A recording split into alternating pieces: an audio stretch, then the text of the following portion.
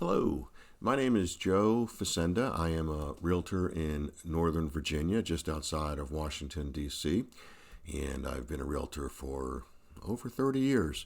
In the last few years, I've made working with inherited property a specialty of mine, and in fact, know of no other agent or realtor in this market who has completed more estate or probate sales than me in that time frame.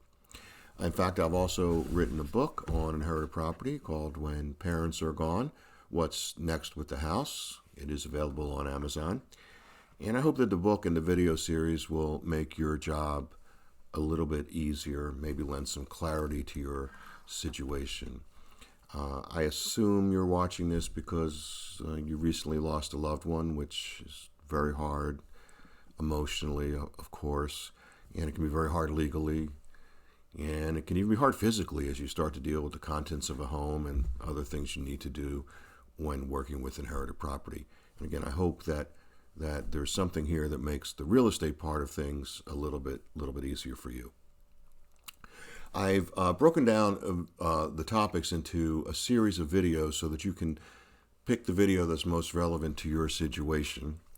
After this intro, there will be 4 videos. Only one is going to be relevant to you because you've either inherited the property through a will, through a trust, the deceased had neither a will nor a trust, or perhaps you received the property through a relatively new vehicle called a transfer on death deed. The 4 videos will deal with each of those situations and talk about who signs any paperwork and when you can start with your plans on the property. After that is a video that's important to everybody, regardless of how the property was received. And that'll talk about some steps and some things you should do early in the process to prevent short-term problems and long-term problems. Some of them legal, some of them potentially tax problems. And now's probably a good time for me to say that I am not an attorney and I am not a CPA. So when we touch on the legal concepts and the tax concepts, I certainly advise you to get another professional involved. I can give you a general sense of things, but specific to your situation, you should really talk to another professional. And also, the laws differ by state. So I can tell you what's happening here in Virginia, but your state may be different.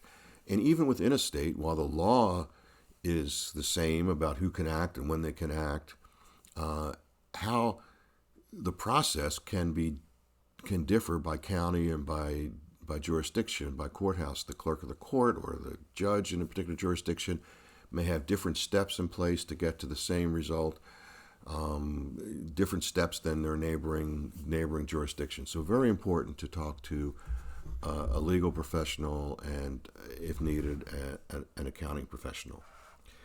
So after that video, we'll talk about the 3 options that you have with an inherited property. You can keep it, you can rent it, or you can sell it. And I'll discuss the pros and cons of each in a separate video. Now, I am a realtor.